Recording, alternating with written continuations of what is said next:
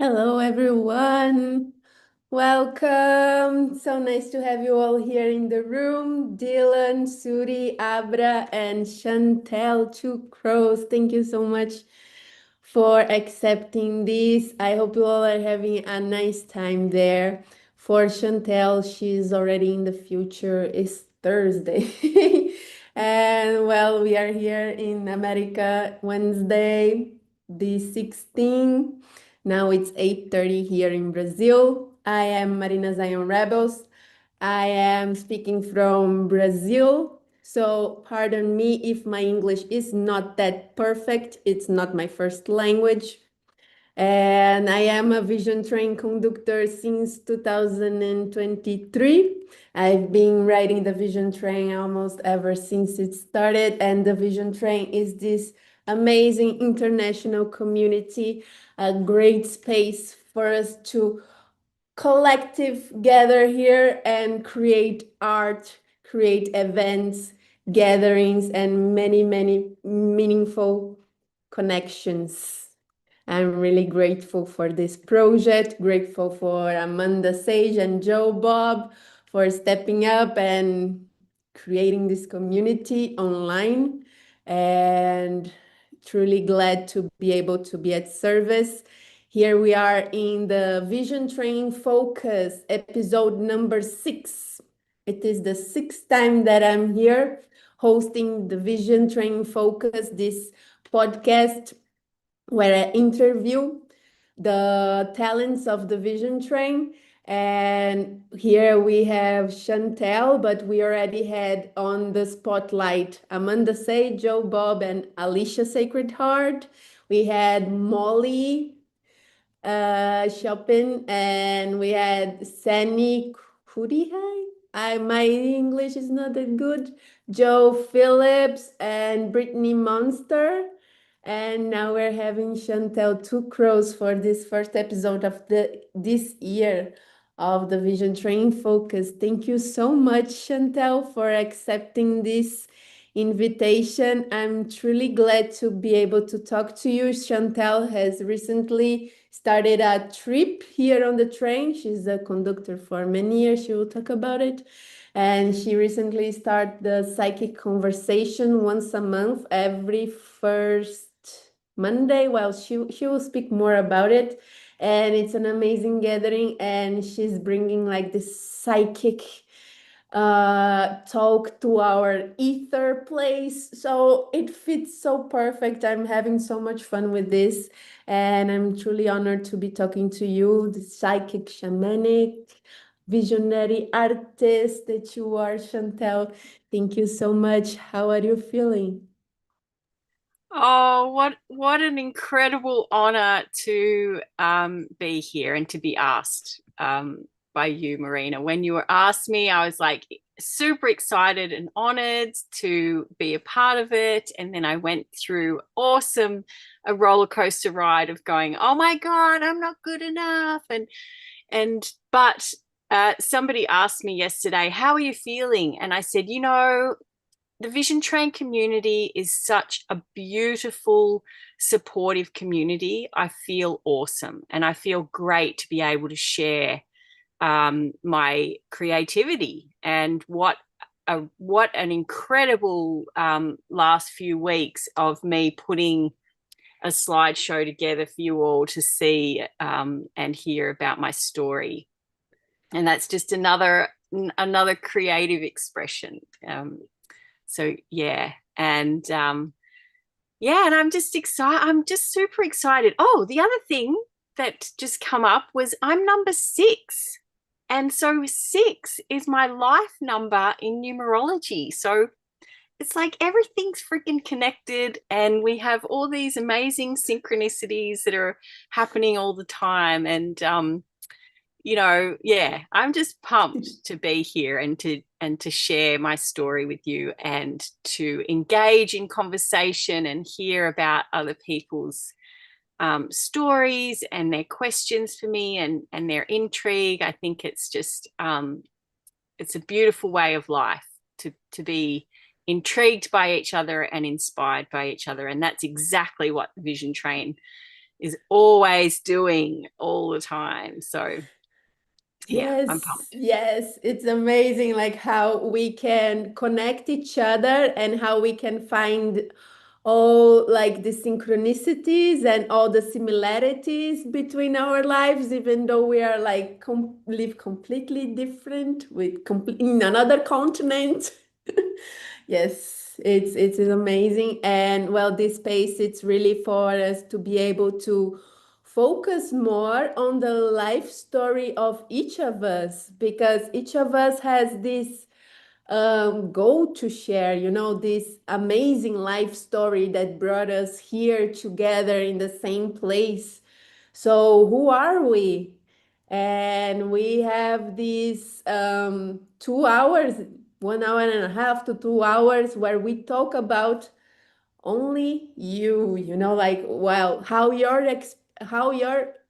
creative expression brought you here, and how it is transformed, and how it is can impact each other.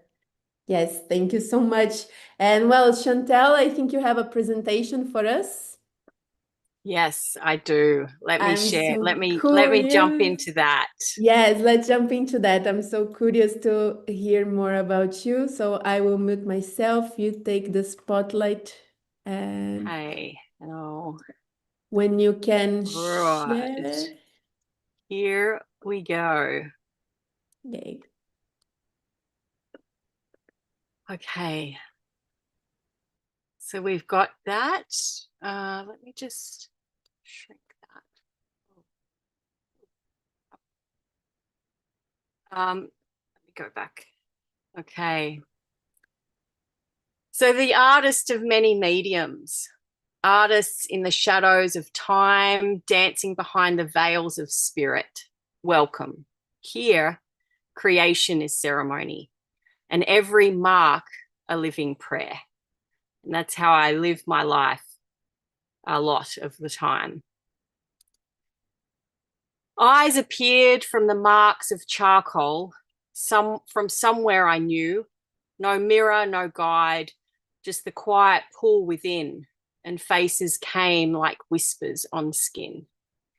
I was completely fascinated by the face, and I drew faces every time I picked up a pen or a pencil, and I found a piece of paper. Um, but I never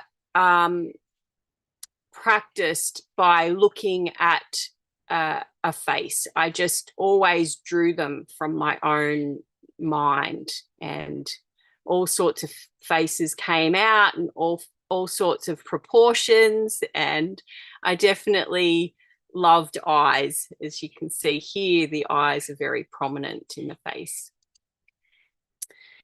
I stepped through the veils, not seeking stars, just following whispers that rose from old scars.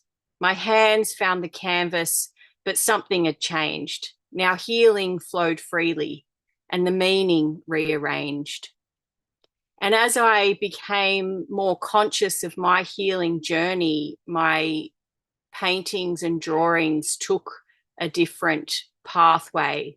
And they had messages and meanings and journeys with them in them, rather than just practicing, you know, the face and having no meaning at all. Yeah, so that was definitely a time where life was unwinding from the traumas and the scars, and I had the time and the space to look at them and start healing.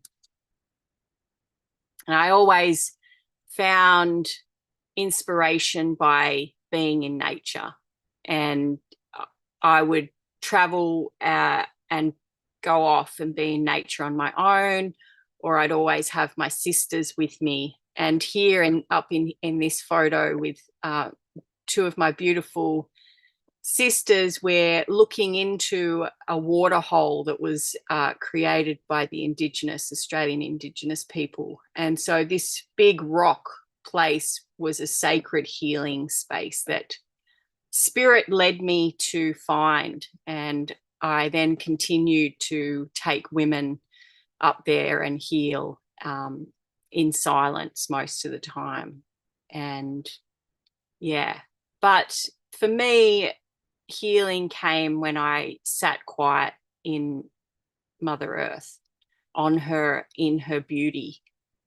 And here is my beautiful little pixie daughter, Ivy, and we would definitely go into nature together and she would always want me to take crazy photos of her in nature and the colors. And here, down here, is a beach down in Tasmania. And I spent hours and hours picking up stones and jasper and different crystals that I'd take home. Pockets, my suitcase became heavy with stones that I'd create gardens and mandalas with. So out where the wind had no name and the trees spoke in hushes, I walked barefoot through questions and lay down in the moss of remembering. There in the arms of earth and sky, something ancient stirred, calling me back through the threads of time. I always found somewhere in nature and the creating mandalas, nature art, and I'd spend hours creating these pieces just for the wind to come and blow them away, or the sun to dry them out and disappear. But early in my teenage years, my first job was a florist, and that was in a family business. And so I was always definitely fascinated by the art of color and the art of flower making. And so here's a few pieces that I've created just recently, really, in the last few years. Yeah. And then the art changed, and the art of the shaman came. The shaman stepped into flesh. Through palms that I feel what eyes can't see, I felt the hum beneath the skin, currents moving, stories rising, each body a story, each touch a remembering, guided by spirit, woven through breath, healing begins in the unseen. And here, this is one of my mentors and teachers, Medicine Crow, and he was the start of the shaman journey for me, and learning Native American culture and ceremonies. And I was blessed and honored to take on some of these teachings from Medicine Crow and be gifted with the ceremonies that I can then share. Some of those ceremonies is drum making and learning how to use the drum in a healing way. And up here, Meta Sorensen, she, beautiful teacher and sister, taught me the art of massage, and that was Lomi Lomi Kahuna massage. And that just really brought it all together. The shamanic energy healing with the touch of the body with massage. And this massage is a form of massage that is holistic, so mind, body, and spirit, and the flow of the body. So it really worked well with the teachings of the shamanic path. And so that exploded into holding retreats for women and vision quest for men and women. Here is a picture of people that have been on a vision quest. And up here, this was women's nourishing retreats, and we'd get wild with the woman, share beautiful food and have art inspired journaling, and they would all receive a massage, And I would always be encouraging them to get wild and naked in the pool. So I was always the first one to get naked to encourage them all to feel comfortable in their body. And down here, a drum making process was happening, and up here, a whole group of women that they all work together in domestic violence and helping, all of that, women in refuge. So that was a really powerful time, making the drum together and birthing those visions of hope and inspiration for women. And so here in this photo, these women had become, they were in a circle for a few years with me, and they really became trusting. So I had created a retreat, and I said to them, look, I just would really love you to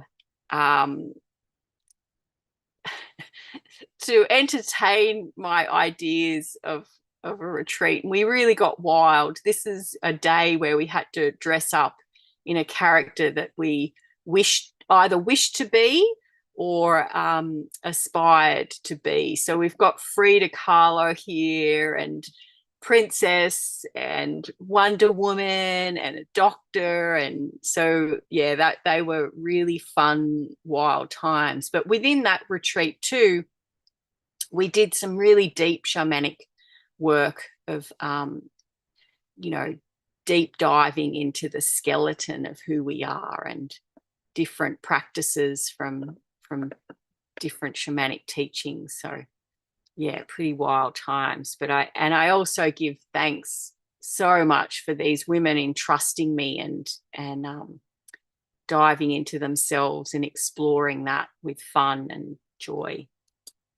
And so the retreats were kind of like, okay, I've done that. I want something more challenging. So I decided to take the psychic readings on bus tours. And I just didn't want to go to the, services club or the pubs and do psychic reading stage platform. I wanted to juice it up a bit. And so I come up with the idea of doing bus tours, and that was really fun.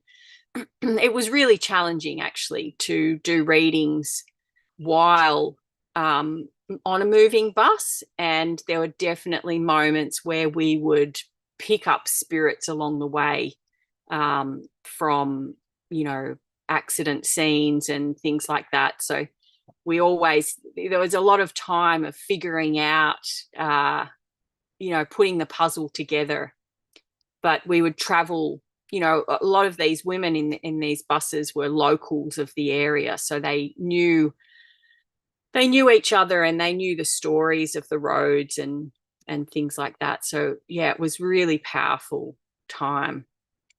But in that same time, me and my husband Adam and I decided that we would jump in and make a horror movie.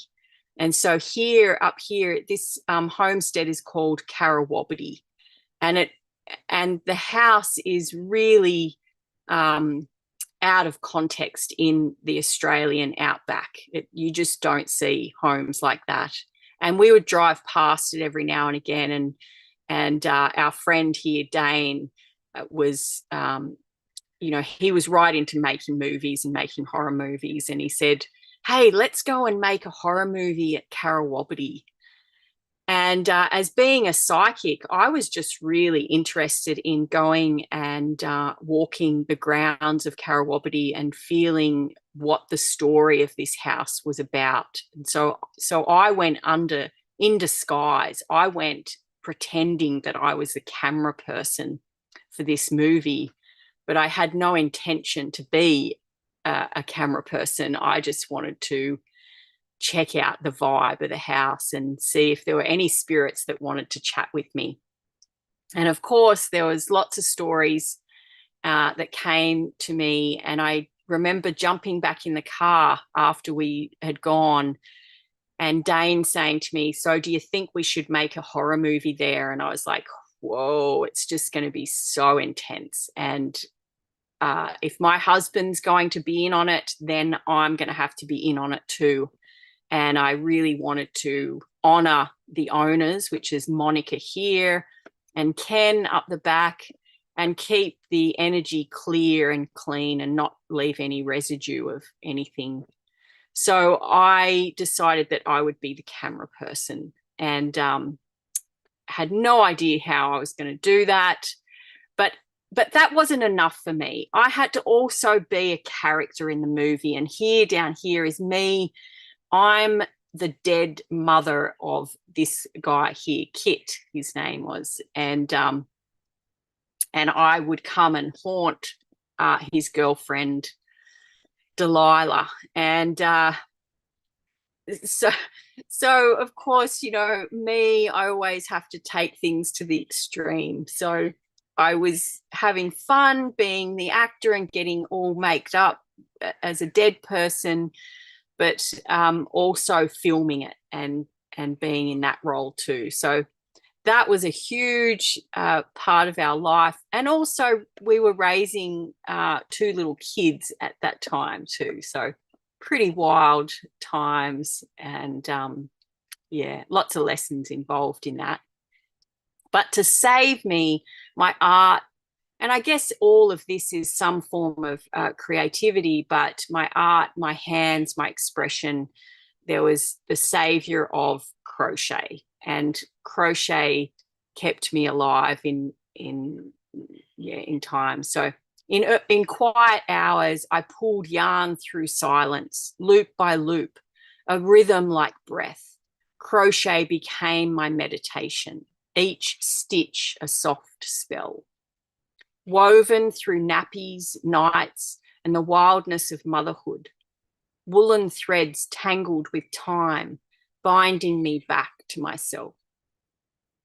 And there were many nights breastfeeding and, you know, just doing that hardcore in the trenches with little people.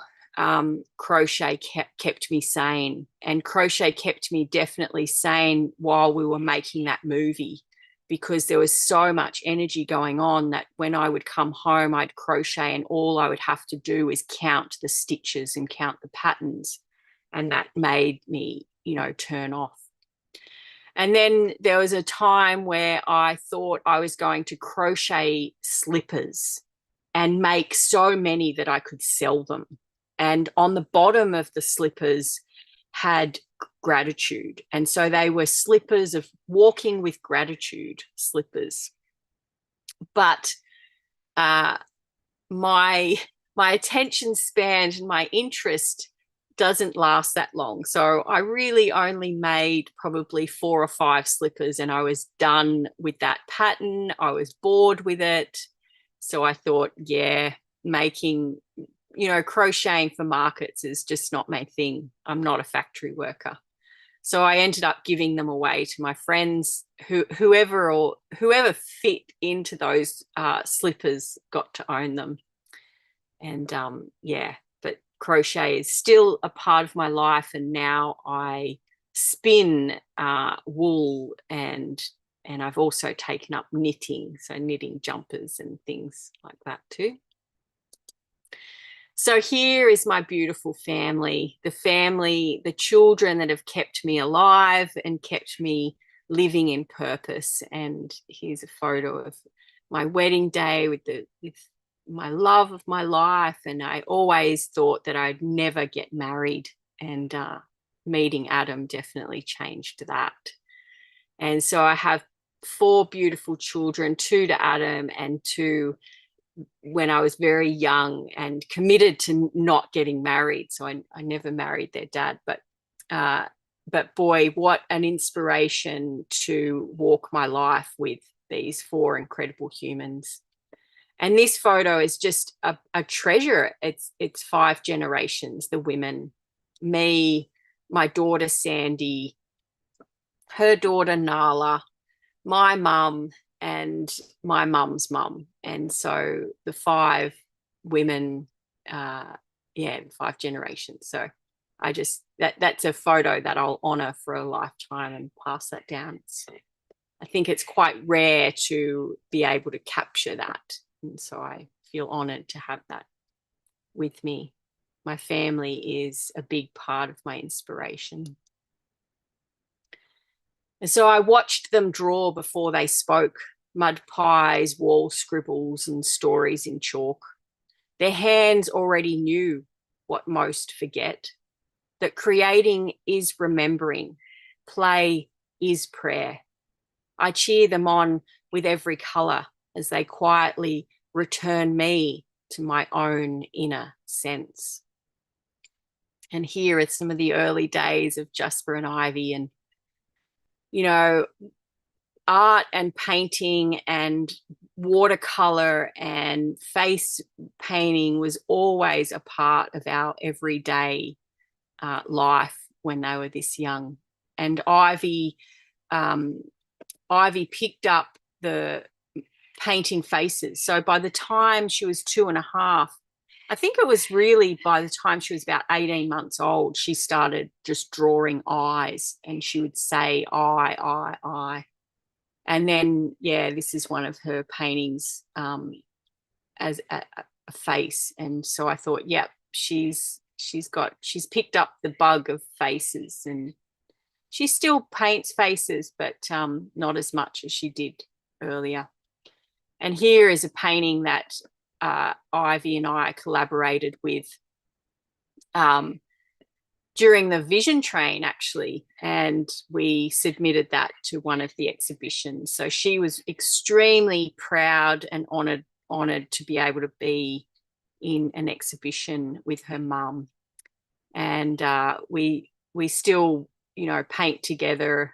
She doesn't necessarily want to paint with me anymore on my canvas. She's just creating her own now. And so that's something that I definitely treasure as well. My children are one of my biggest creative projects and gifts, definitely. And so here are a couple of some other drawings of mine. I picked up the oil pastel and decided another big project, right? So I was like, I'm going to honor my grandmother because she loved to paint birds in watercolor or on copper art. She would create birds. And so I was like, I'm going to just create a whole oracle deck of birds. So I started, and then I soon realized that, that task and that job is a massive commitment and a lot of time involved. So I think I got to about 10 different pictures of birds, mainly with oil pastels and charcoal. But then I kind of gave up.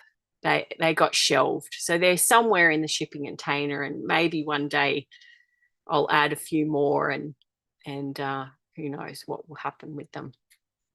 But here's some of them that I definitely love and keep. I think they're actually framed now. So, and from that, I returned to faces, and the faces really kept speaking to me. And I soon realized that the oracle cards were going to be actually all faces. And through that time, I would go to different, friends and artist friends, and we'd paint together and do crazy times together. But where it really exploded was through COVID. Once we went into lockdown, and the retreats stopped happening and the massage stopped happening, I really just let myself sink into painting. And I decided then that, this is where I'm going to paint the oracle deck, and they're all going to be faces, and they're all going to be faces from my own intuitive mind. So there was a process that I would do so many layers in these paintings before the face would actually emerge. And in that time, of course, the invitation to join the train blew my cosmic brain with sparkles of light. Mycelial dreamers, we meet in the ethers, Zoom windows glowing like portals. A grid of star seeds spun from the same spore dream. Time melted. Brushes danced in other dimensions. Laughter echoed across timelines as techniques dropped like downloads, light codes for the hands. We painted to the sound of galaxies, and my heart split wide in wild, grateful bloom. I am so grateful that the train became my life through that time of lockdown. This is where I met my soul family. And even though the boundaries, the land boundaries were blocking us and isolating us, I met a global family, and I was surrounded by these incredible artists, night and day. At any time of the day, I could just go to the computer and there would be somebody there. And through that, through, you know, working with Amanda, working with, you know, some of the other people that were very influential in my early days was Amanda and Alicia and Mark, Joe, Patty. You know, they really all inspired me and gave me so many different techniques. And this is where my paintings were like an explosion of my ability to really be able to put my intuitive insight onto paper and make it look tangible and something to create. And Amanda really opened my eyes to, or I guess the confidence to use real life hands and faces as a tool to deepen that ability to paint. And yeah, it definitely was an incredible opening for me. And from that time, you know, the paintings got, you know, for me, just got bigger and better, and I was able to really explore different ideas. And also in that time too, I was able to exhibit and have these global online exhibitions, which just blew my mind that I was even capable or able to be a part of that. So I was very honored and very proud to be a part of those early exhibitions. And this painting here, so I escaped. So Daniel Moranti was isolated in the Northern Rivers in Australia, and he put it out there that he was going to have a 4-day painting retreat, which meant that I had to drive further than my isolated town capacity. You know, you were only allowed to drive, you know, 20 k's out of your own town at that time, and I just went, fuck it, I'm going. So I drove 14 hours to get to Daniel Moranti's 4-day paint class. So the background was painted there at Daniel Moranti's course. And then when I came home, I was faced with my body, you know, experiencing and showing symptoms of the wise woman being born and going into the menopausal state. So this painting honors that wise woman and the, you know, the process from the maiden and the mother and the crone. Yeah, so I'm pretty happy with that painting too. And so this is one of my last paintings before we sold the house. My mind is bursting with a never-ending narrative that makes no sense. For those that will not or choose not to see, I release you. Those that cannot or choose not to question their actions, I release you. I'm now closing my eyes. I wish not to see those around me that relinquish their personal power to an authoritarian that cannot see themselves. I return to personal power. I will continue to inquire my personal right, safety, and health. My heart is in the forefront of my journey.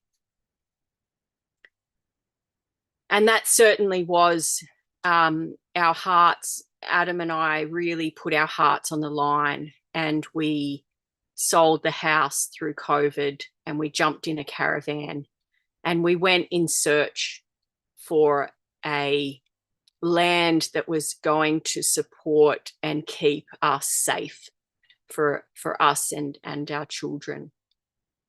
We had no idea actually where we were going or what was going to happen, but we just knew we had to get out of where we were, and so we did.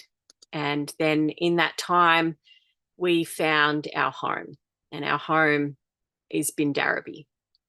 We found a home at Bindaraby's gate where nature holds us soft and great. Spring waters sing, the children play, in forests wild we greet each day. A place to build, to plant, to dream, to carve a life from earth and stream. Yet woven in this land so free are lessons in community, people, raw and real, became the forge in which we heal. It wasn't part of our first plan, but here we've met ourselves and ran through a university unseen, learning what connection really means. And for me, the connection of nature has always been strong in my life. So I really prayed and talked to the land continuously, day in, day out. And we decided that this was it. And we went through the process of becoming a member in this land share community, and tackled a 2-acre block that was overrun by noxious weeds. And, every day we would attack it with a machete. And then Adam decided that this was not fast enough. So he bought an excavator and started to clear the land. And we've since then built a shed house and, gardens and a chook pen, and fully turned our home off grid. The land doesn't support online power or water, so it's all off grid, and we're about 35 to 40 minutes from a small town where the kids now go to school. And so it's definitely a blessing, but it's definitely a lesson, many lessons too, by living in community with people. And in that time, of course, my challenges, me and Adam take on these crazy ass challenges. And of course, there was one morning that I woke up and I said to Adam, the Oracle deck must be born. And before we left Forbes, Adam had taken a photo of all the paintings that I'd done on those endless hours of the train, and he had created them in Photoshop, and then the computers went into the shipping container and locked down. So we were now out, and we were living in the shed. And one morning I said, those Oracle cards need to be printed, babe, so I can tick it off. I can say that project was finished. But I only wanted the Oracle deck to be printed for me. And he kept urging me to print more. And, even if you just have to give them away to your friends. And I said, okay, well, just print 10 then.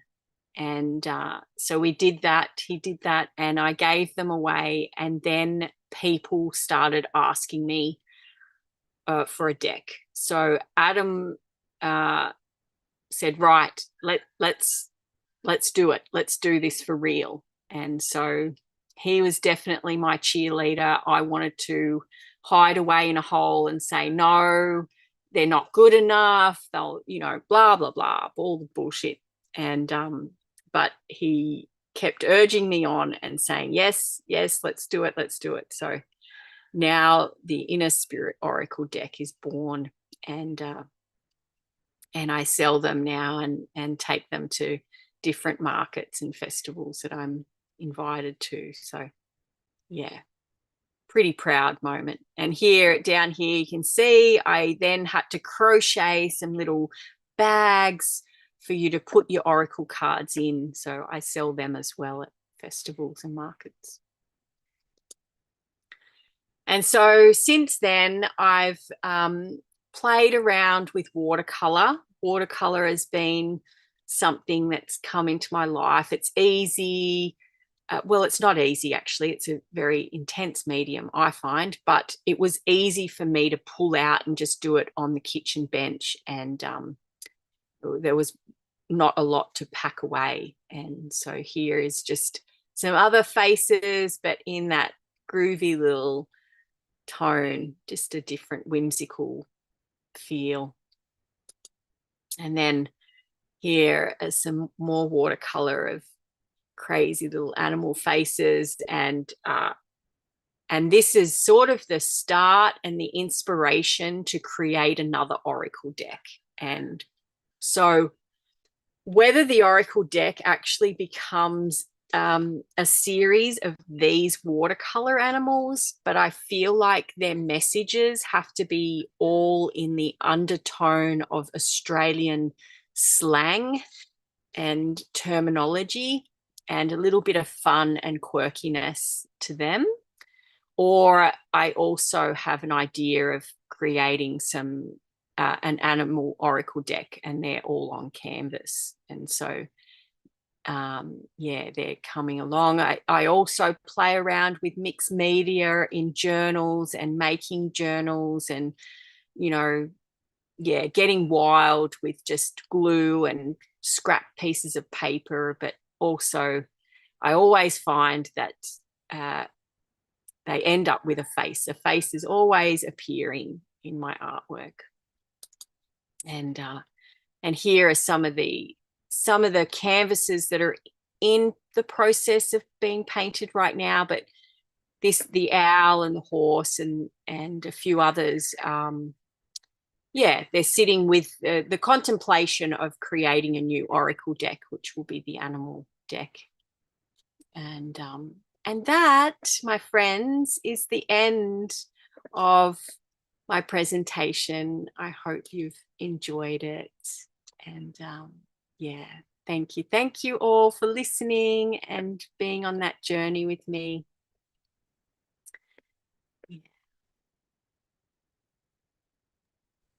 Thank you so much, Chantel. It was a really special moment to live through your journey. And what a beautiful way to express yourself than with poetry.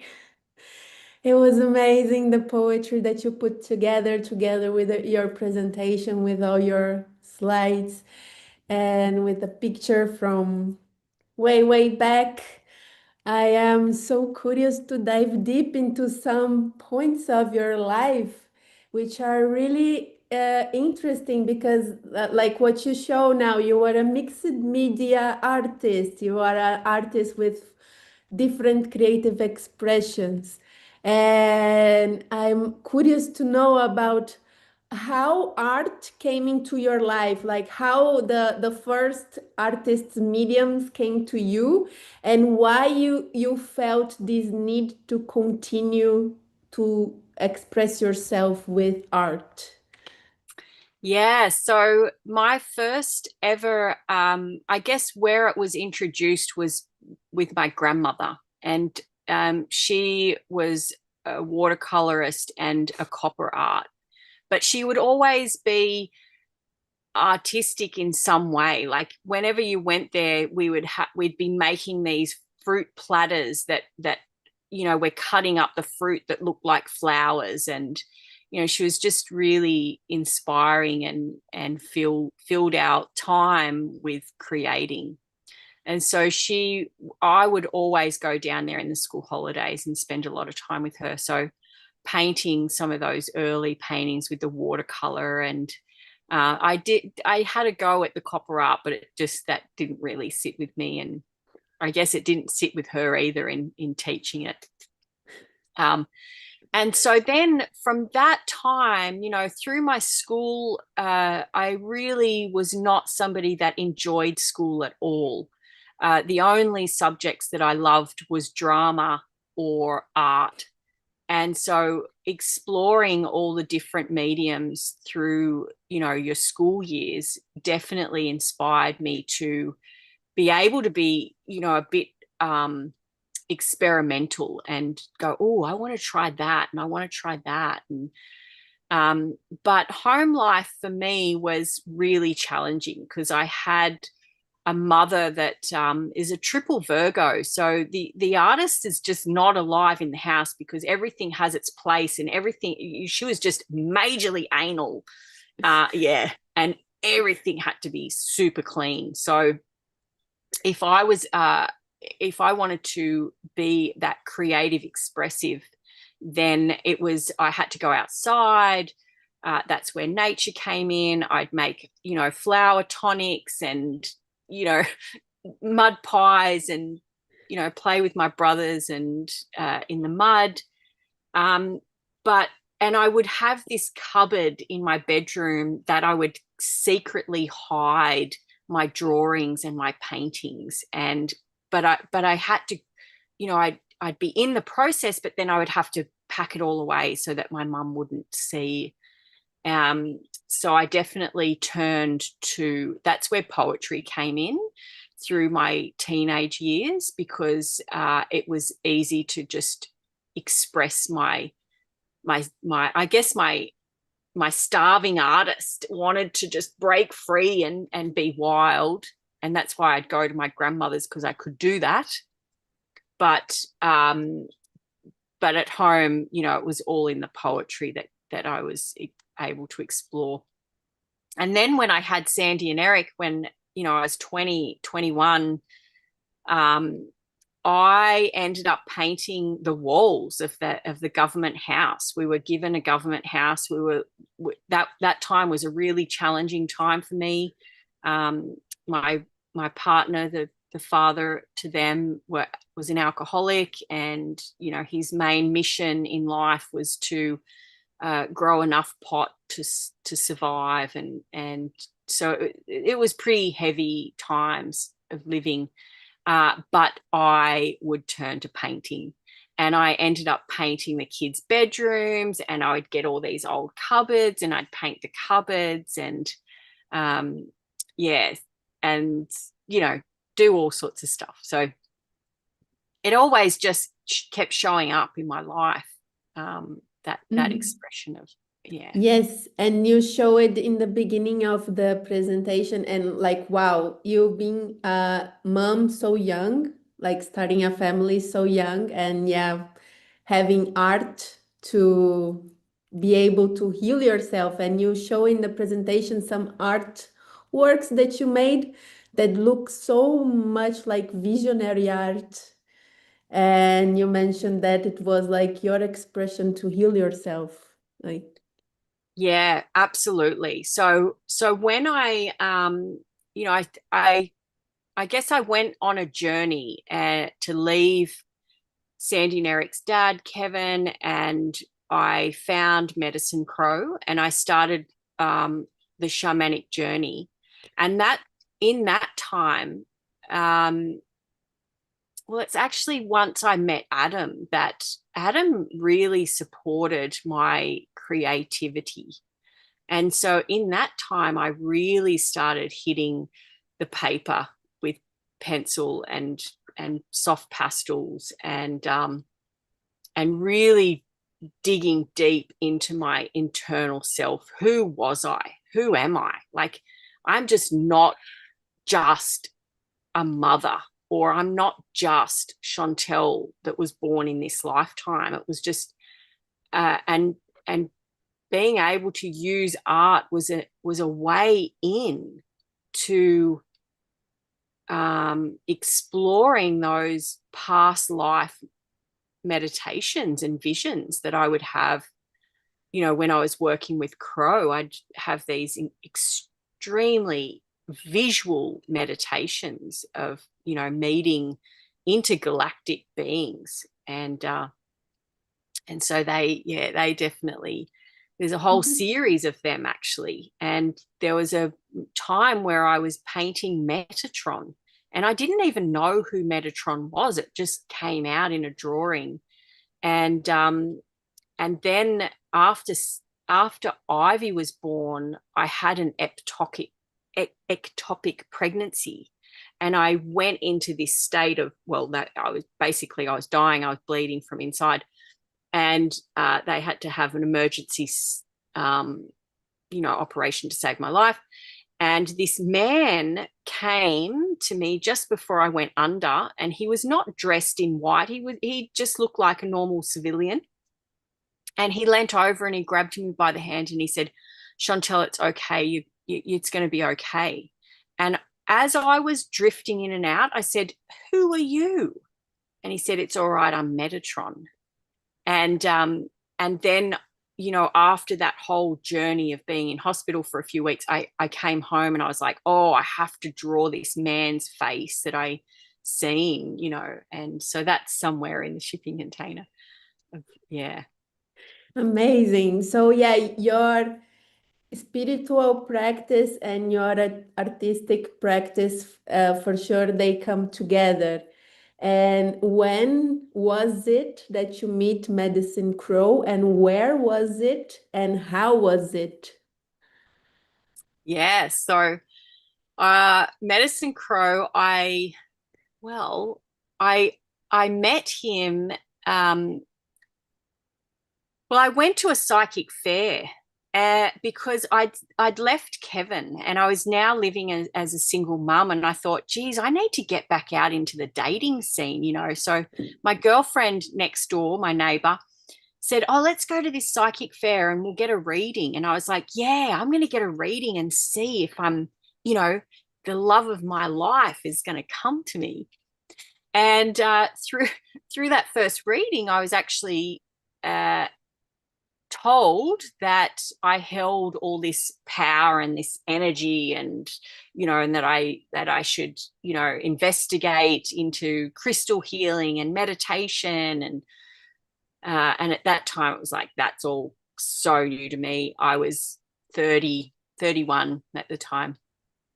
And so I ended up going to this crystal shop, and this beautiful little old lady, she was so gorgeous, and she ran these meditations that were just so soft and gentle and beautiful, and really great for the time that I needed to start my healing journey. But she also rented a room upstairs with all sorts of different people. And so the newsletter came out, and it was full moon drum circle with Medicine Crow. And it was inspired. Like, I wanted to go, but at the same time, I just felt this real, like, oh, I don't know. And so it took me a few months, and my neighbor was just like, completely, nah, that's not my thing. I'm not going. So I had to build enough courage to go by myself. And I did. And that meditation, that drum circle, just totally blew my mind. It was so incredibly powerful, and the visions were so strong that after that meditation, I knew that I had to work with this man, and I knew I had to sign up. And he had an intensive shaman apprenticeship, and it was an 8-day retreat. And that was a lot of money for a single mum at the time, but I was sort of at the end of the year, and I thought, okay, I've got enough time to save up. And so I got extra work to save up. But I said to him, I was paying my deposit, and I said to him, if I'm going to sign up to an apprenticeship, it's not 7 days, mate. That's bullshit. Like, I want the real deal. And so he was kind of like, oh, geez, okay, here's a pretty fiery Aussie. And I met him in he was living in Canberra in the same city that I was living in. And after that 7 days, he said to me, if you want to practice your Reiki, come and give it to my mum. And so that's when I met Maddie. And she uh, she had onset dementia and she really needed a lot of energy work. And we met and we just clicked. It was like we knew each other from a lifetimes. And Medicine Crow said to me, this is quite rare. Like, my mum usually doesn't like people, but there's something different about you. So we took that journey, and I, became his apprentice, and I just kept turning up. I just was like, I need to get everything that and so I just kept turning up to his things, and I kept stepping up, and I kept saying, I want to be challenged now. I want to take the next level. And that was a 20-year relationship of real committed work. Yeah. And during this time, wow, amazing that you had like to work close with a medicine person, and then yeah, getting this knowledge into you and with all this practice. And then afterwards, then you begin to make the retreats and your ceremonies as well. Like, what Yeah. is your spiritual practice now, and what do you offer also to other people? Yeah. Yeah. So through that time also, I learnt the art of massage with Kahuna and Meta, and that was able to really bring all of it together so that I could package it and I guess present it to a wider portion of the public. And so that was where all the retreats happened. And from that time to early in the piece with Medicine Crow, I developed what we call a now journey, or well, I called a now journey. And it was that I would come and pick you up on Friday and take you back home on Sunday. And through that time, we would be in nature, in ceremony, and be really responsive to the now. And so from that early time, and then the nourishing retreats and all of that, to now, what I offer now is the now journeys, but it's the now journeys here at Bindarabee, because I'm sitting on 800 acres of virgin rainforest.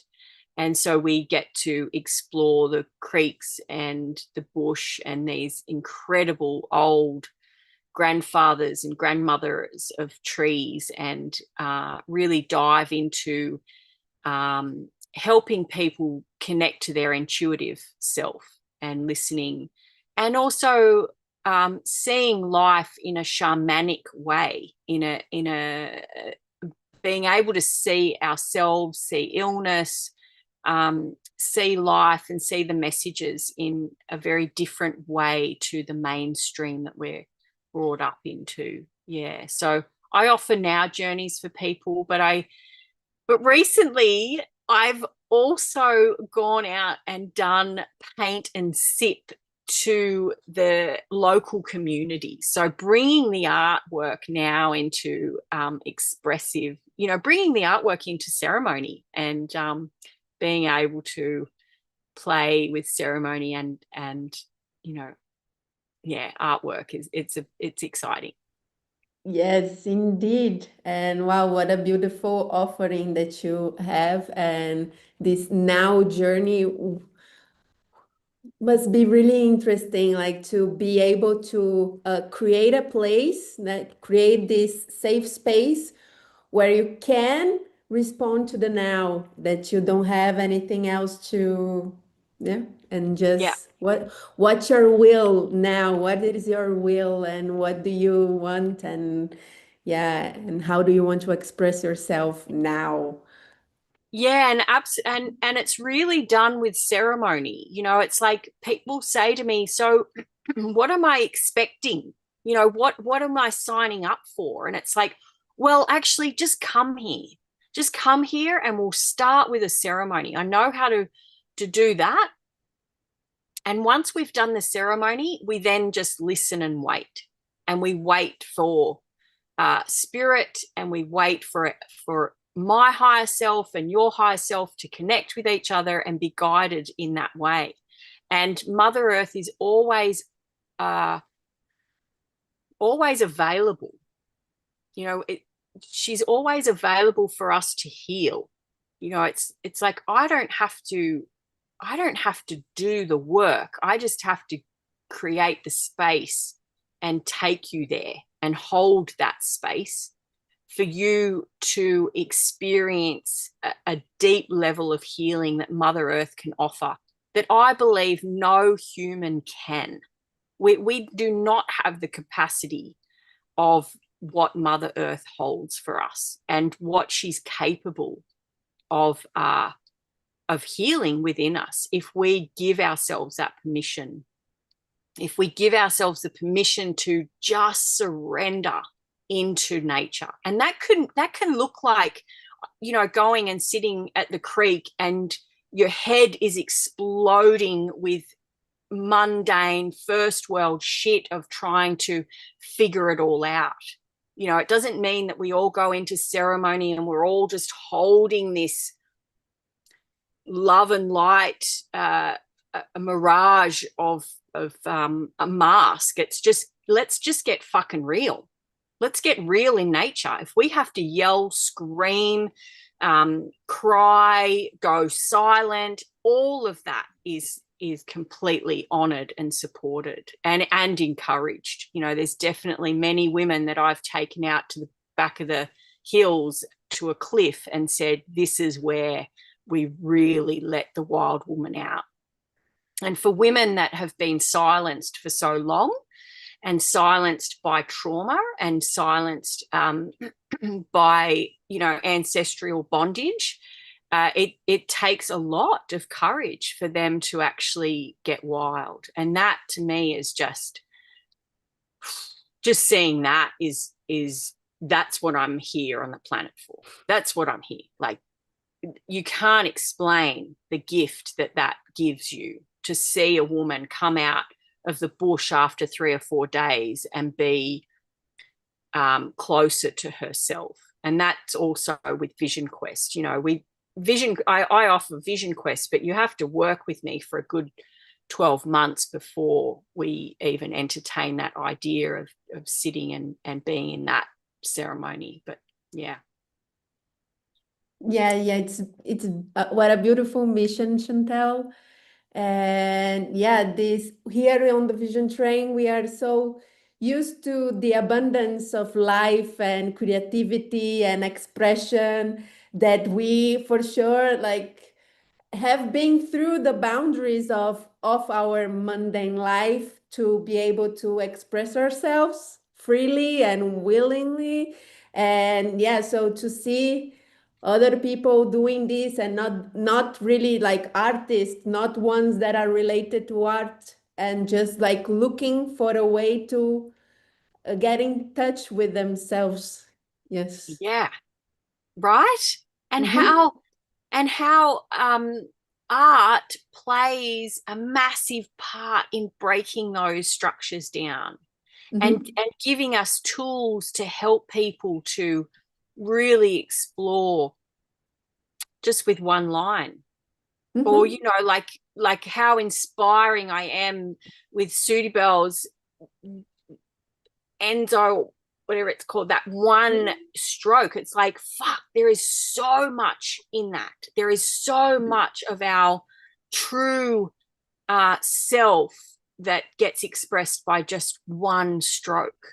and anybody can do that. Even the people that think that they are not creative at all can actually start that process. It's it's such Yes, a and yes, and yeah to facilitate this, here on the Vision Train, we have many trips for us to do that. Your trip brings that as well. You bring also like exercises with a pen, with a paper, with like putting it down, the mind, the psychic. Yes, it's yeah. really interesting, really interesting. Now, this brings me to one question that I'm curious to know. How did you learn about visionary art? Well, how did I learn about that? Yeah, Well, like which artist was like from this visionary art movement, cultural movement, like which yeah. artist was the one that you got in touch with and how was Well, that? way back when I was living my life quite hidden from who I am. Alex Gray was somebody that I followed a lot, and Amanda Sage's early pieces. I remember seeing. I don't even know what it was now, but I remember seeing this painting of Amanda Sage, and it was on the Gold Coast. And I just looked at it and went, wow, that chick must be fucking incredible. You know? And so her and Alex, and there was a little bit of Chris Dyer in there. I really loved his work, and I really loved just that. It's almost like a free expression. He showed that sort of free, expressive nature that inspired me there. And then I had people in my life that I just met. I'd meet these people and in these random, crazy opportunities. This one lady, she came to a drum circle. And after the drum circle, she came up to me and she said, "Oh, I'd really love to invite you to my house for tea." And I was like, "Yes, okay, when?" And she goes, "Now." And I was like, "Right, okay, let's do it." And so here I am following a complete stranger back to their house, thinking, what the frig have I just said yes to? And walking into her house, and she was this incredible artist. And I just walking into her room going, oh, this is why. And she was a I guess she learned art in a conventional way going to uni, but this other room had these early pieces of art. And she just said to me, if you ever want to learn art, don't don't go to university, because you lose it. You lose your I've lost my ability to create art like I used to when in the early stages. So that was an interesting little bit of information that was given to me. And then when I seen the Vision Train, like that's just a spin out. Like me and my husband decided that we would have mushrooms. A friend of mine had come through town before lockdown and gave me a whole heap of mushrooms, and we decided that we would have a go, and so we did. And we set an intention. So Adam's intention was to make music, and mine was to paint. And through the through that night, there was actually no painting that took place at all. I was having intergalactic communication with these beings that ended up being in the Oracle deck. Um, but but I think it was about 3 days after that trip, I randomly seen a YouTube interview with Amanda Sage, and I was like, "Oh, there's that chick." And then she was talking about the Vision Train, and I was like, "Right, I've got to get on there." So in that early stage, it was like, "Oh my God, this is this amazing artist, and here she is." And whoa, like I just keep your mouth shut, like you're in a room full of incredible artists, and you've just planted yourself here, like uh and so I felt like I was completely out of my depth, but I soon realized that, oh shit, Amanda's just Amanda, like she's just a normal chick, and what really got me was that statement that woman had set in my mind, and then listening to Amanda's story and how she went to Vienna and learnt with Fuchs, and it was like it it I don't know, for me it seemed like, oh, they're the people I want to learn from, that really they're able to capture your signature and your expression and support it and enhance it. And that, when I worked with Amanda in online and those courses, was that's exactly what she does. She just really has this beautiful way of helping you find your signature, your expression, and follow that, rather than saying, no, you have to paint a tree like this. And so yeah, it's like, oh, I found my people. Mhm. Yes, the vision train is amazing. Yes, the way that we can feel at home, like feel comfortable sharing with each other here. It's so incredible, and it's nice that you have contact with Amanda's artwork way back, and Yeah, then on a trip that's right. And you then found the vision train. Like wow. yeah, and then there was the first time that I that Alex and Allison was invited to a session. I was just like, oh, now we're talking. Like, oh my God, now they're going to ask us to share. And I'm going to be talking directly to these incredible freaking people that I put so high on a pedestal. It's like, and then and then getting to talk to them, it's like, oh my God, they're just real beautiful people that have this beautiful way of expressing themselves. And yeah, so inspiring.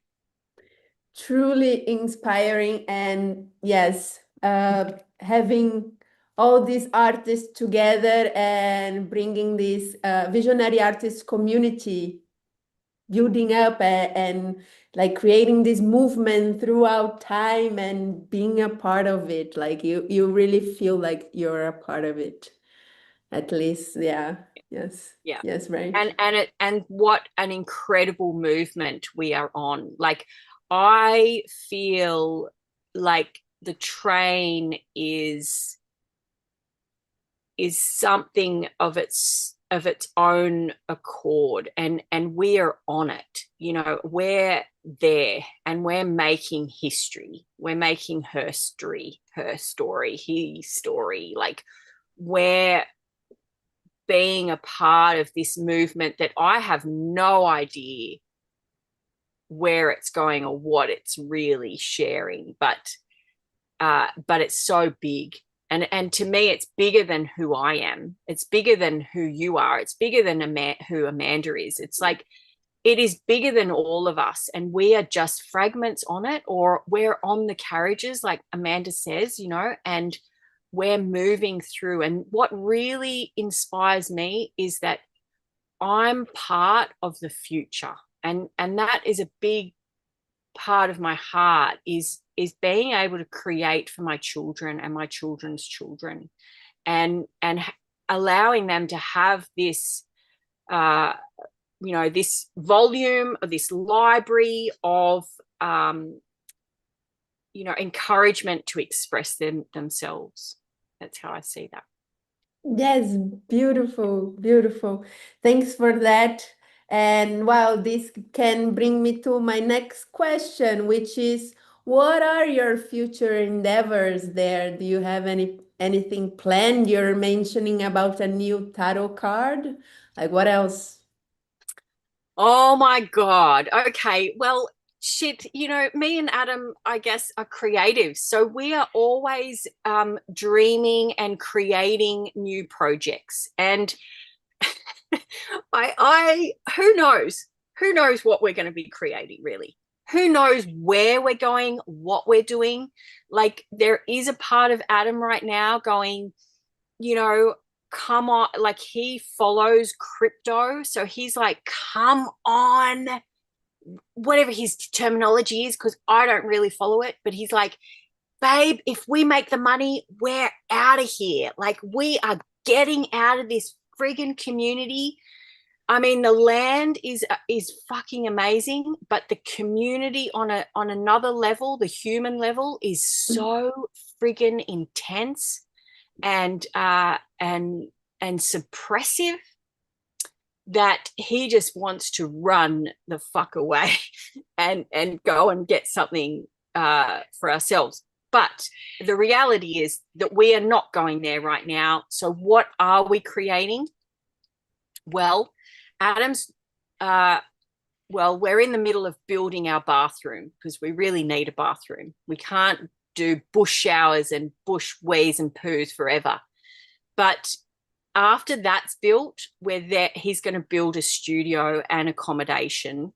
And so that will enable me to have people out here so that they're not, you know, camping, because you can come now, but you'll be, you know, camping Aussie bush style, which is quite a good, really, because we don't have anything. We don't have big bears and cougars and stuff in the bush that's going to really kill you. You're not really going to die in the bush in Australia. It's very rare. But so that's on our cards of building an accommodation and the studio where I can have 1 day to 3 day art and nature immersion escapes.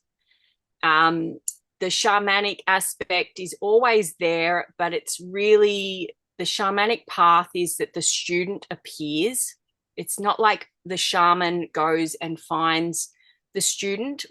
You know, it's like shamans don't have flyers, mate. Like, shamans don't have posters. You come find the shaman. The student always appears. And I've got a few students that are training with me now, and they come up. Some will come up for 3 or 4 days, and then others will spend or are able to spend weeks up here. So we've got that. And the other thing is that I really want to continue doing the psychic conversations on the train. And I want to also allow the psychic conversations to take place in real life time, like in, you know, in clubs and people's homes again. But also what I'm playing around with is having psychic conversations. Maybe it's on the membership train, but or my own personal Zoom, where people will pay a small fee and we actually go straight into psychic readings for everybody. Everybody receives a message. And yeah, so that's that. I'm also like working on my website. If anybody's out there that loves to work on websites and loves to work with WordPress, freaking really, like, we need to get to chat more, because it's doing my head in. I ain't that kind of creative. So I really want to work my website up so that I can offer those things that I've just said. So yeah. Mm-hmm. Yes. Yeah. Wow. Wish you all the best in your future endeavors and building up your new bathroom. For sure, it's very important to not to shit in the bush forever. I understand you. I live off grid as well. Yeah, the bushes are there as well for everyone that wants to camp here. Yes. Yeah, and they are not deadly as well. But anyway, it's really nice to feel these synchronicities about our lives, even though we are completely like far, far away from each other. Yeah. Yes. How cool would that be? I'd love to come and camp in in your bush. In the And rainforest of Brazil, and well, not in, and go to the rainforest of Australia. Like, wow. Yeah. Too many hours on the airplane, I must tell you, but we can manage that. Yeah, right. Well, I've never left Australia, so I don't even have a passport yet. But definitely connecting with all you guys and the family of the Vision Train is definitely inspiring me to get a passport and get the courage to get on that plane. Yes, please, Chantel. Wow, one of the questions was about traveling, but then you mentioned you never left Australia. Wow. No. Yeah. Mhm. Everybody that I've worked with has found me. So I've worked with Mhm. Medicine Crow. I've worked with a couple of Anishinaabe men.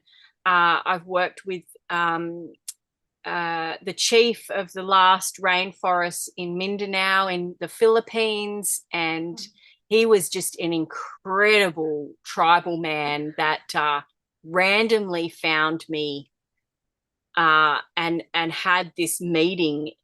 Uh, they called up and said, "Oh, we want to come and meet with you." And I was just like, "How did you even find my number?" And they're like, "Oh, through so and so from Melbourne." And it's like, I don't even know anybody from Melbourne.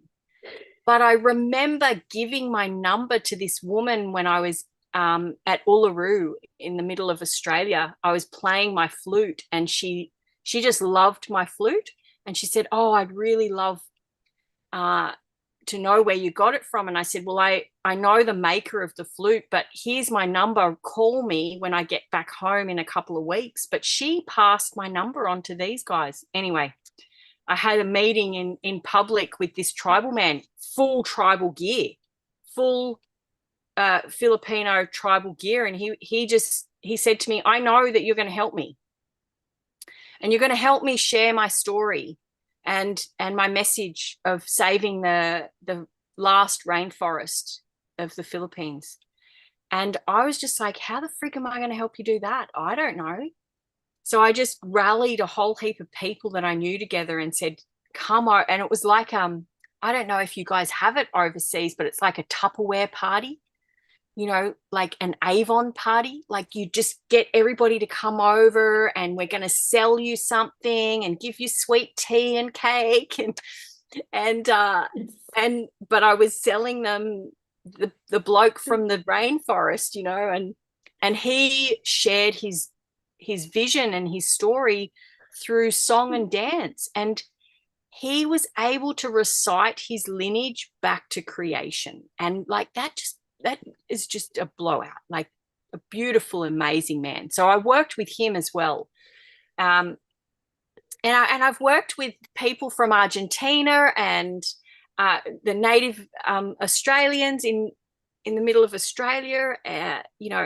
Yeah, just incredible people that have all come and found me, and Mhm. yeah.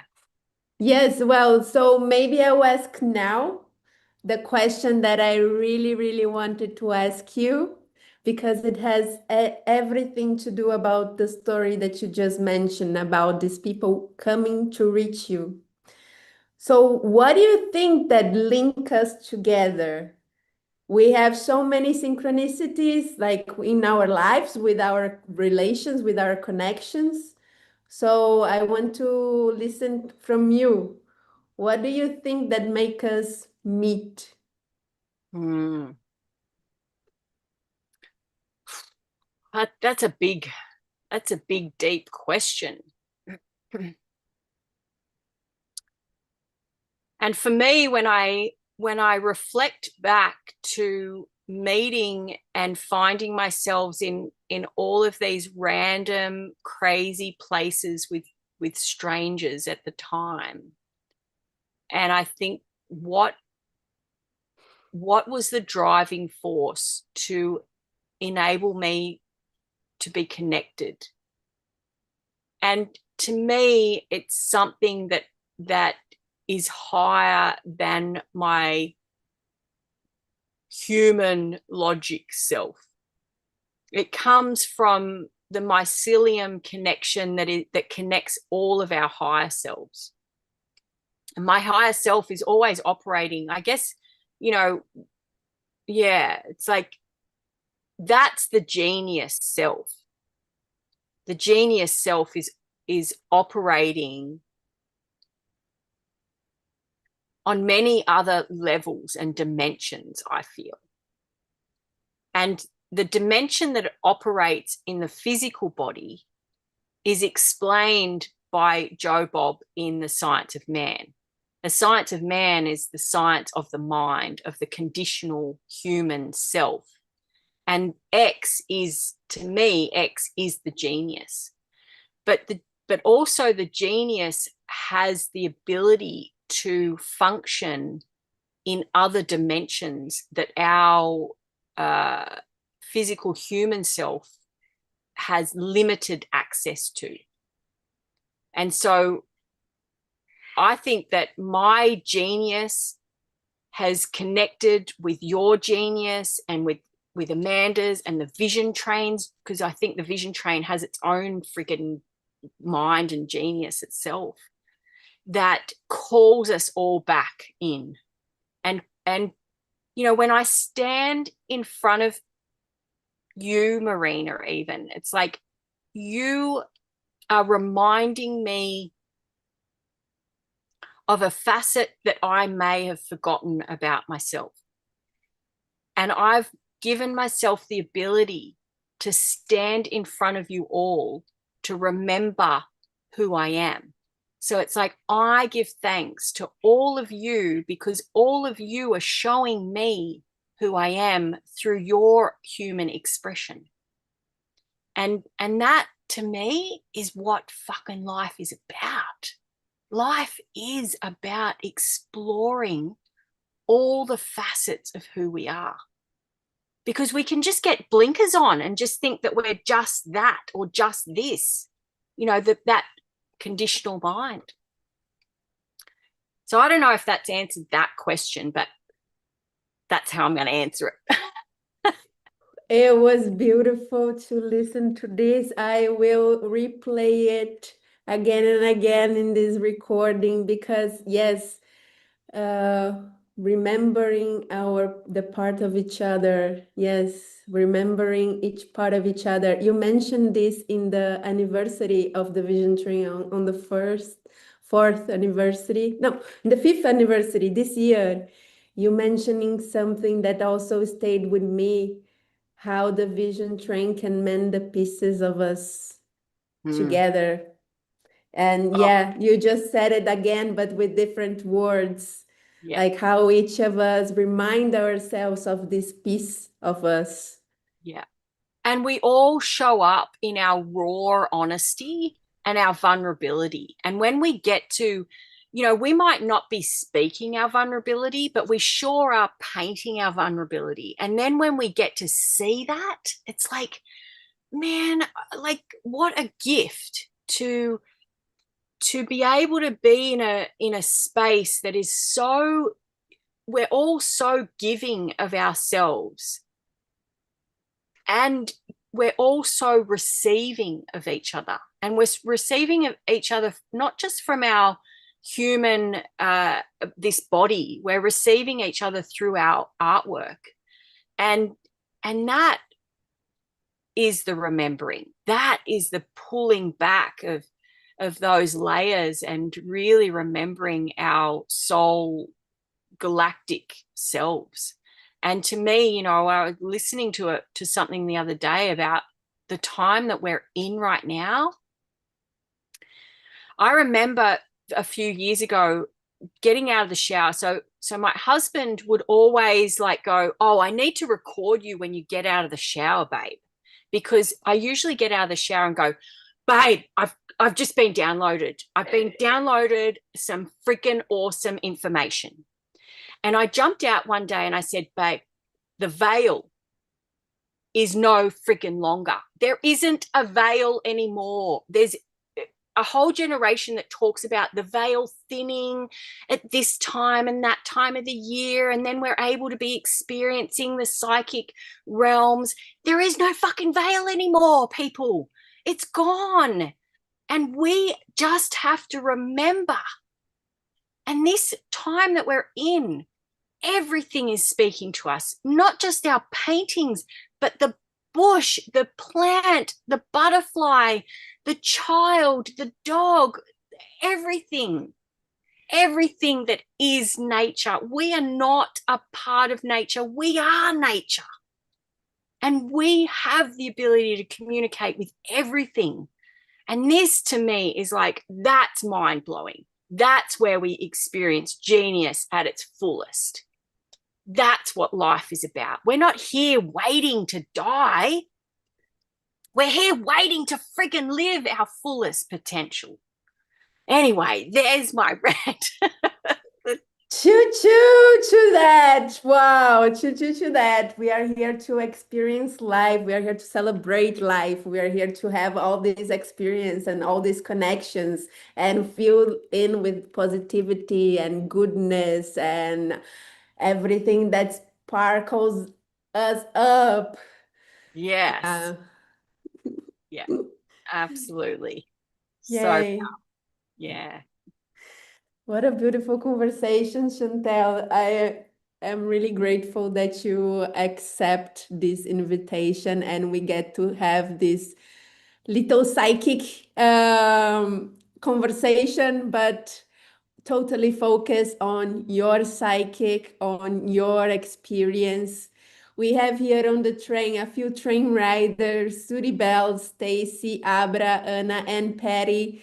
It's really nice to have you all here to witness Chantel's life story, Chantel's art, and also this amazing psychic shamanic that we have here on the Vision Train, bringing her all her knowledge, all her goodness, all that she can like uplift us. I feel really honored with our conversation, Chantel. And I want to ask if anyone here on the call wants to say something to Chantel, and you're open to, but anyway, if you don't want to be put it in the spotlight, that's okay. You can also put it in the chat. And yeah, it's been so amazing. Thank you so much, Chantel, and for building uh, a space and working towards showing people that they can be back with nature. And it's such a powerful thing because, connecting with Mother Earth and Father Sky is like when you can do that, when you can send them love and let them send love back to you and get into your heart space, like such beautiful things can happen and change. And so for you to be willing to what would you say, chaperone or kind of curate those experiences for people is a great service. And I'm so grateful to know you, and I look forward to being part of one of these gatherings you're speaking of. And I love seeing the synchronicities between people and experiences on the train. So I love that between you and Marina. That's really awesome. And the weather has changed so much since you started speaking. It was sunshiny and like 100 degrees. And there were these little yellow birds landing on the flowers out there. And now it's lightning, it's about to storm, it's thundering. So, and right when I took a video, you were talking about Reiki, which, I am Reiki master too. So I was like, oh, the bird signaled me to take a video, and then you were talking about Reiki, and I was like, perfect. It doesn't matter how far away you are. That's the thing about it. It doesn't matter at all. We're connected right now. Absolutely. Yeah. And I love it. And I love your spirit. And I'm so honored and grateful to hear about you and your life today. Thank you for showing up. It's a lot of honestly, it's a lot of work to put a presentation together. I know that. So thank you for doing that. No worries. Thanks, Sudi Bell. It was, yes, it's an honor. And I'm glad that you guys turned up and show this, the support. And And that's it, right? Nature is always responding to us and always sharing and giving support, giving the blessings of who we are and what we're doing, and the power, right? Like the power of the lightning. Yeah, how freaking awesome. Yes, bringing this transformation, the flap of the wing of the butterfly, bringing the transformation there. Yes. Beautiful. Stacy, I see you want to share. Yeah. I'm on my phone, which is what it is, but it's a bummer because I want to look at all of you. And so I'm just going to imagine you in my heart. I was blessed to be this weekend with Amanda and hug Lisette and hug Brittany and hug Neon and hug Jeffrey and it was surreal. And I share that because this is still surreal. And it's that listening. It's like you are my home. The vision train is the first place that I I put it in the chat, but I said I felt weird my whole life and I finally feel normal. And with this group is because everything is connecting in some way. And Chantel, I just have it's like this weird paradox. It's like this deep desire to know you while also knowing I already know you. Yeah. So I'm so grateful that I caught most of this. And um, I, I want to express this feeling of like, fuck yeah, like it's so good to see you again, in this space and time and that deep knowing. So for me, my question is, what is our call to action? What are you going to task us with? What is in this moment? What's most showing up for those that are willing, across space and time? So that's what I'm asking, and I love you. I love you too, Stacey. And it feels like, yes, we are totally sisters and we've known each other for lifetimes. What's the task? Like,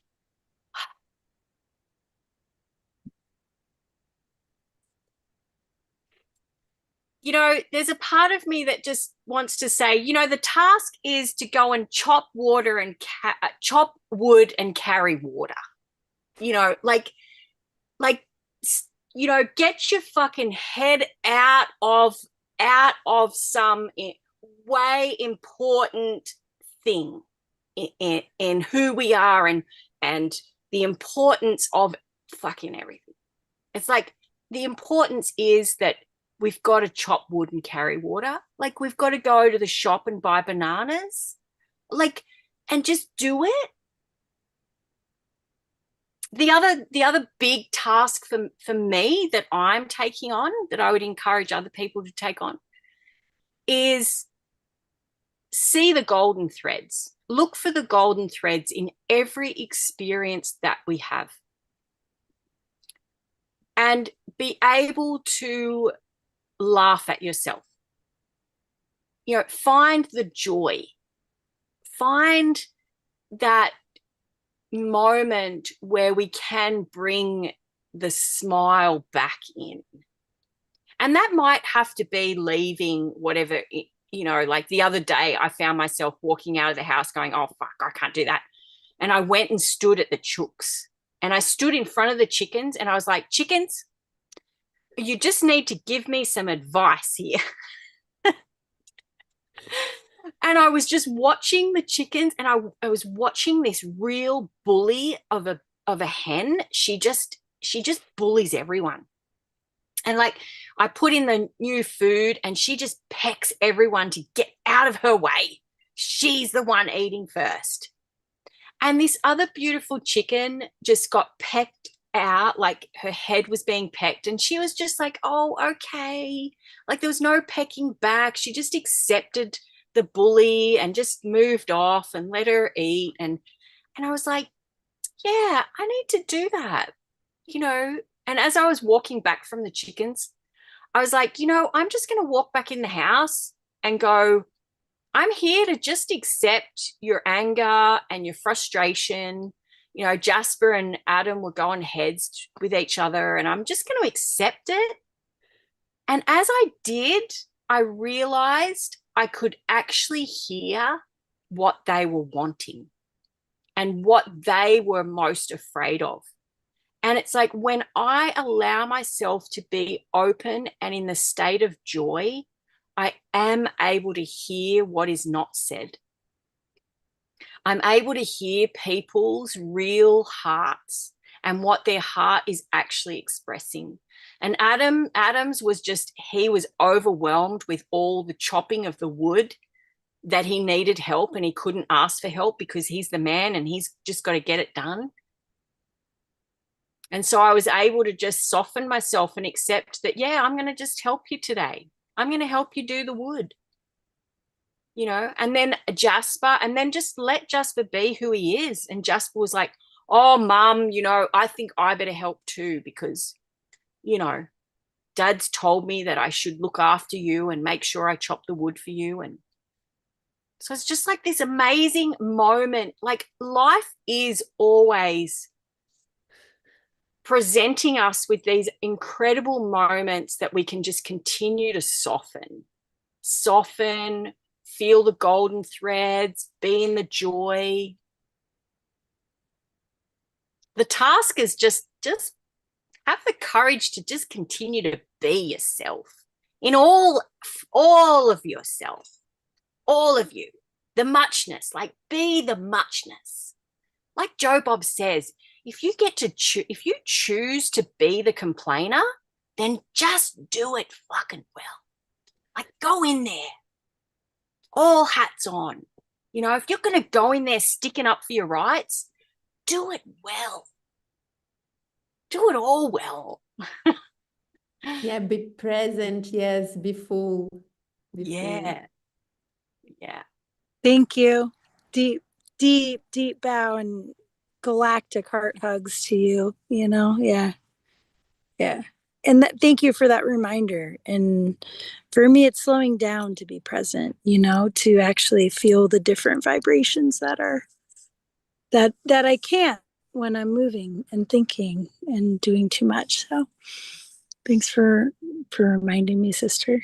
All right. I love you both. Thank you. Love Thank you. you.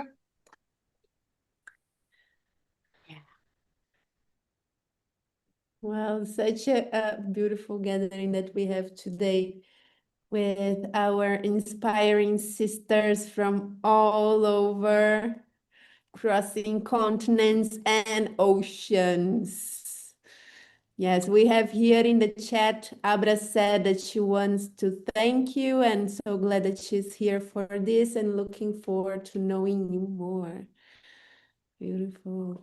Abra was just together with us in the Painting with Light workshop, and she's a new train writer, and it's been this weekend was full of creativity. And with this hybrid experience, we had Stacy there in Gunnison Art Center painting together with Amanda and many, many train riders together.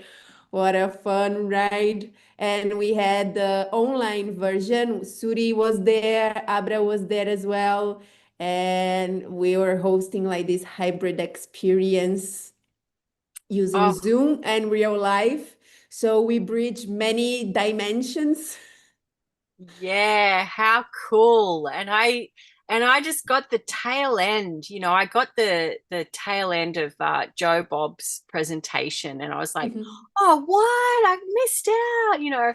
And in that you know, I just picked up the vibe. I also want to welcome Abra. Like, I'm so glad that you've found the train, and the train is just going to be such a blast for you. There's so many incredible moments that we get to share here, and yeah, I look forward to seeing you and having more experiences with you. But, you know, I'm listening to Joe Bob. I was out in the garden. I had a whole day planned of doing the garden. I come in for a drink of water and I see on WhatsApp, Joe Bob's doing a presentation. I was like, oh shit, what have I missed out on? You know, and then realizing, and then all of a sudden I was like, that's it. The bear's coming to life. And so I just painted the bear while I was listening to Joe Bob. But at the same time, I was like, I could feel the energy of that weekend. I wasn't present, but I could feel that the juice of it. And yeah, so Adam comes in and goes, babe, what are you doing? I thought you were out in the garden. I was like, yep, the vision train's just taken me hostage. In the Yeah. most perfect way, yes, in the most gentle way, for sure. Yeah, Danilo is like, you're in the vision train again? Yes, I'm on the vision train again. Oh, okay. Yes, yes, it's taking up our lives and it's just too good to be here. Yeah. And this is a beautiful painting that came through wow, this just came through that day, Saturday? Yeah. Yeah. So, well, the bear has been sitting in the ethers for a few weeks.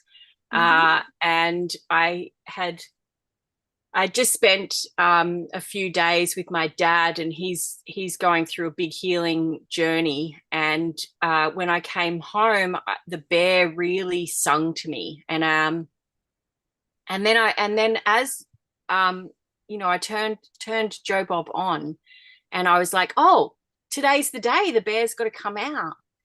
And so my process is that I start all these paintings with a spiral, and then I write words in the spiral of where I am at, what's happening. So a lot of the words within the spiral was all around my dad and my dad's life, and you know, him looking at death, you know, closer than what we want him to be. And then the bear came, and the bear spoke to me about, you know, having the courage to go within, you know, and you know, hold yourself within that cave. And for me, it's winter, so it's easy for me to hibernate and come back in. And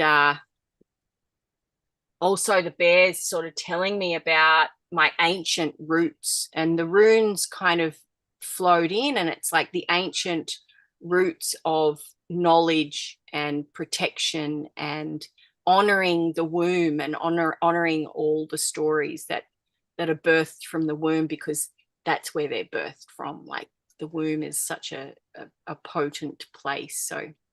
So I'm not sure whether this bear is female or male yet.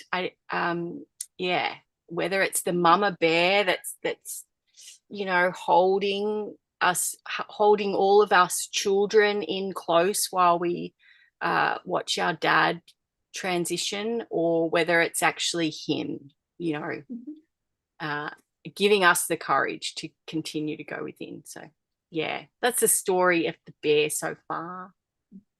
Yes, and well, it can hold both stories for sure. It's a potent piece of artwork that brings out this energy of healing and experience of your father, of his life experience, like right coming to now where he is. Yes, and I wish him all the wealth that he can get in this moment, and also your support to you as well, because these moments are not easy to ride, for sure, when we have our parents going through these moments, right? So yeah, wish you all the best and a lot of strength, bear strength. Yeah, thanks. And Wish I you. know that the vision train is here for, you know, those times of, you know, painting And yeah, being creating. here and creating and supporting and yeah. And I want to encourage all of, you know, people that are maybe even listening to this, that hasn't even experienced the vision train yet, that this is a space of complete and utter support. And I've never really been in a community that has this deep wealth of support and encouragement.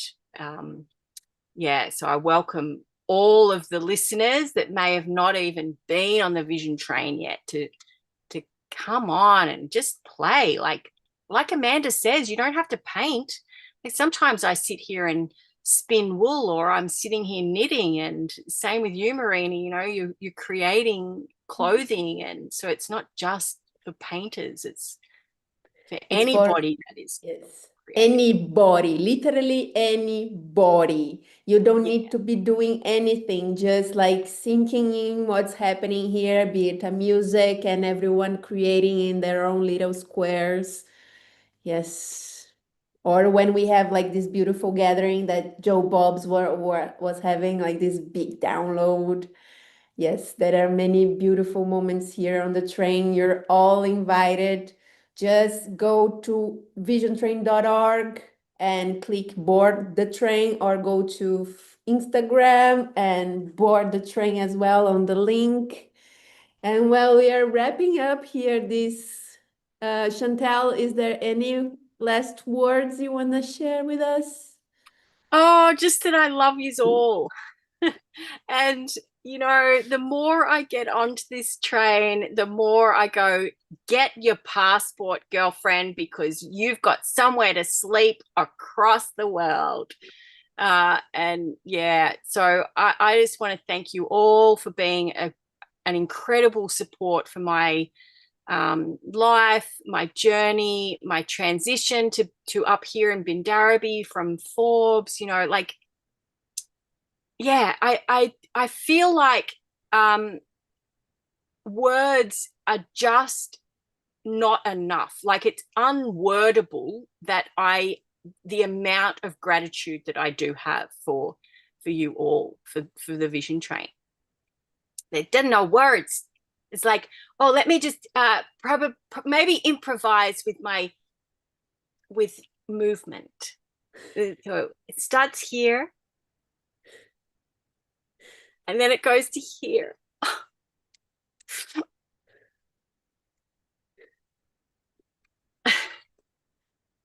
And then it's going to end with Choo choo! Yay, Chantel, thank you so much. I deeply appreciate your energy. Yay.